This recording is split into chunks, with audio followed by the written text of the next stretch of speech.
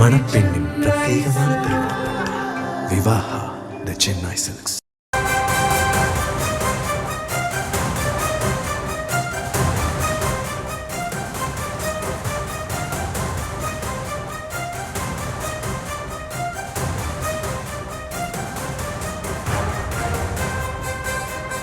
காங்கிரஸிலிருந்து தொடர்ந்து எழக்கூடிய இந்த தொகுதி ஆட்சியில பங்கு இது போன்ற கேள்விகள், இதற்கு பின்னாடி இல்ல இதற்கான நோக்கம் என்ன அப்படின்றத பார்த்துட்டு இருக்கும். இந்த நேரத்துல பத்திரிகையாளர் திரு பிரியன் அவர்கள் நம்முடைய இணைந்திருக்கிறார். சார் வணக்கம், இணைப்புல வந்ததுக்கு நன்றி. இந்த சட்டப்பேரவை தேர்தலை திமுக பாஜக எதிர்ப்பு அப்படின்றத முன்னிலைப்படுத்தி களத்துல விமர்சனங்களும் அப்படிதான் அவங்க முன்வைக்கிறாங்க. ஆனா இன்னைக்கு மாணிக்கம் தாக்கூர் பேசினது என்ன அப்படின்னா, உண்மையாவே பாஜகவை எதிர்க்கக்கூடிய தில்லும் திராணியும் காங்கிரஸாருக்கு மட்டும்தான் இருக்கு, உங்களை மாதிரி சைடு வாங்கிட்டு போய் வணக்கம் சொல்லக்கூடிய பழக்கம் காங்கிரஸுக்கு கிடையாது. இது போன்ற விமர்சனங்கள் எல்லாம் கூட்டணியில் இருக்கக்கூடிய ஒரு கட்சிகள் தேர்தலை சந்திக்கும் நேரத்தில் எத்தகைய தாக்கத்தை ஏற்படுத்தும், எதனை அடிப்படையாக கொண்டு நோக்கமாக கொண்டு அவங்க இப்படிலாம் பேசிட்டு இருக்காங்க?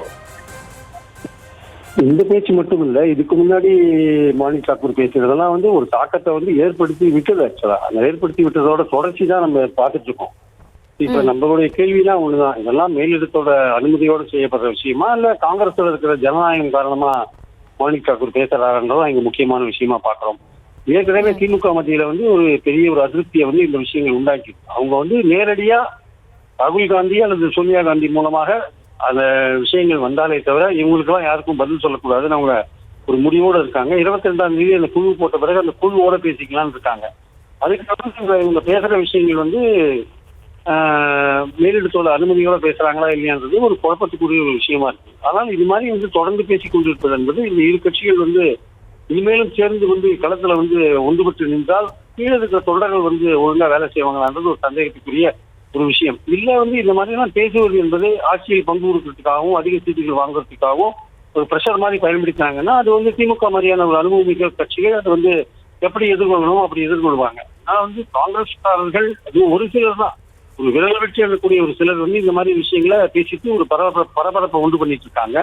இது மேலிடம் நேரடியா திமுக கிட்ட இது மாதிரிலாம் விஷயங்கள் அவங்க சீட் சம்பந்தப்பட்டதோ இல்ல அதிகாரத்தில் பங்கு பண்ண விஷயங்களையோ நேரடியா பேசினாங்கன்னா அதுக்கு பதில் ஏற்கனவே திமுக தலைவர் சொல்லிட்டார் ஆட்சியில பங்கல்லன்ட்டு.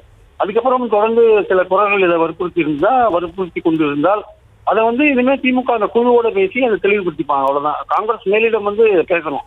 இந்த மாதிரியான இடைநிலை நிர்வாகிகள் பேசுறதெல்லாம் திமுக பெரிய அளவுல எடுத்துக்கலான்றதுதான் முக்கியமான விஷயம். ஆனால் இதை அலோவ் பண்ணிட்டு இருக்கிறது ஒரு சுமூகமான உறவு எதிர்காலத்தில் ஏற்படுறதுக்கான வாய்ப்பை குறைக்கிறத நம்ம பார்க்கிறோம்.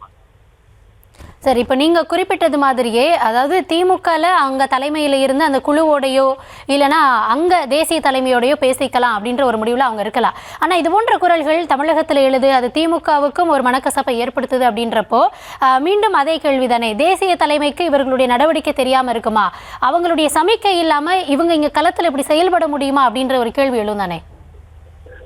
இல்ல அவங்க இந்த கூட்டணி திமுகவோட எங்களுக்கு கூட்டணி இல்லைன்னு இவங்க எந்த இடத்துலயும் எழுதல. ஆனா இந்த மாதிரி எல்லாம் கேள்விகள் எழுப்பாங்களே தவிர திமுகவோட கூட்டணி இல்லைன்ற மாதிரியான ஒரு அபிஷியல் பொசிஷன் சொல்லக்கூடியது மேலிடம் தான். அந்த ஒரு இறுதி வார்த்தைக்காக தான் திமுக வெயிட் பண்ணிட்டு இருக்கு. அவங்களுக்கு ஏதோ ஒரு விதத்துல திருப்தி இல்ல, ஆட்சியில பங்கு கொடுக்க மாட்டேன்றாங்க இல்ல அதிக சீட் கொடுக்க மாட்டேன்றாங்கன்னா இறுதி முடிவு எடுக்க வேண்டியது மேலிடம் தான். அப்ப மேலிடம் போகும்போதுதான் அது அடுத்த கட்டமா திமுக எதிர்வினைகள் ஆற்றுவாங்களே தவிர இப்போ இடைநிலை நிர்வாகிகள் பேசுறது, அதுவும் காங்கிரஸோட அபிஷியல் ஸ்போக்ஸ் பர்சன் யாரு, அவங்க யாராவது பேசுறாங்களா? டெல்லியில இருக்கிற காங்கிரஸோட official spokesperson Jairam Ramesh எல்லாம் இருக்காரு, நிறைய பேர் இருக்காங்க அபிஷியலா பேசுறவங்க. ஆனா இவரு மாணிக் தாக்கூர் பேசுறதெல்லாம் அவர் காங்கிரஸ் பார்லிமெண்ட் மெம்பரா இருக்கலாம்.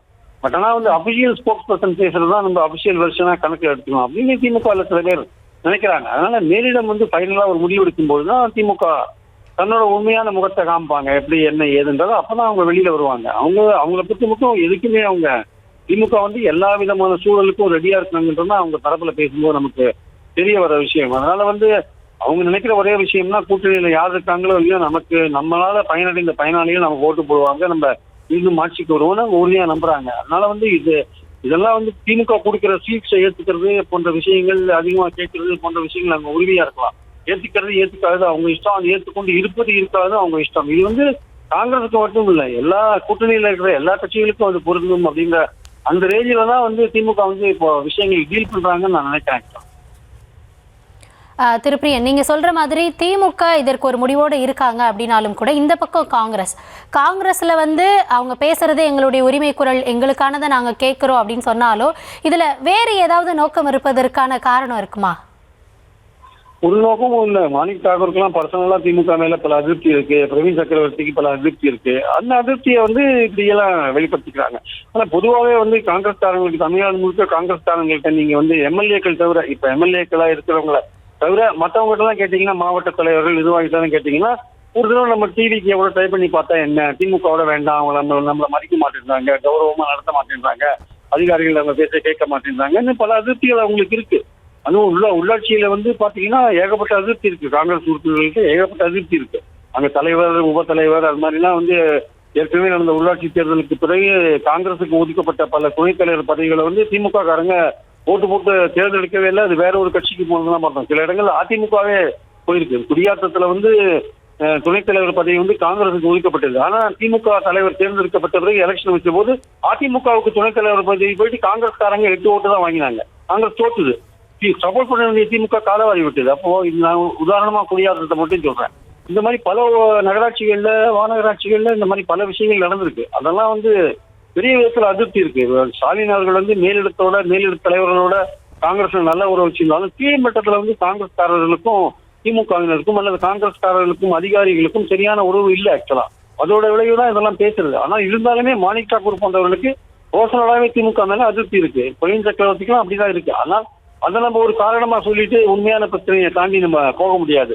ஆட்சியில் வந்து பங்கு கேட்கறாங்க, அது இல்லைன்னு சொல்லிட்டாங்க. அதிக சீட்டு எவ்வளவு கொடுக்க முடியுமோ அவ்வளவு கொடுப்பாங்க. திமுக அதிக சீட்டுகளில் போட்டி போட விரும்புது.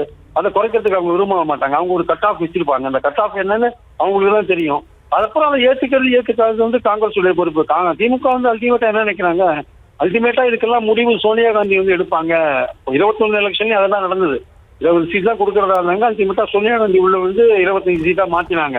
அதுக்கப்புறம் இரவா ராத்திரி 11:30 மணிக்கு ஸ்டாலின் அவர்கள் வீட்டுக்கு போயிட்டு அந்த அக்ரிமெண்ட்டை போட்டாருன்றதை நம்ம பார்த்தோம் நம்ம. அதனால வந்து இப்பவும் கடைசி கட்டமா சோனியா காந்தி உள்ள வருவாங்கன்னு திமுக தரப்புல எதிர்பார்க்கறாங்க.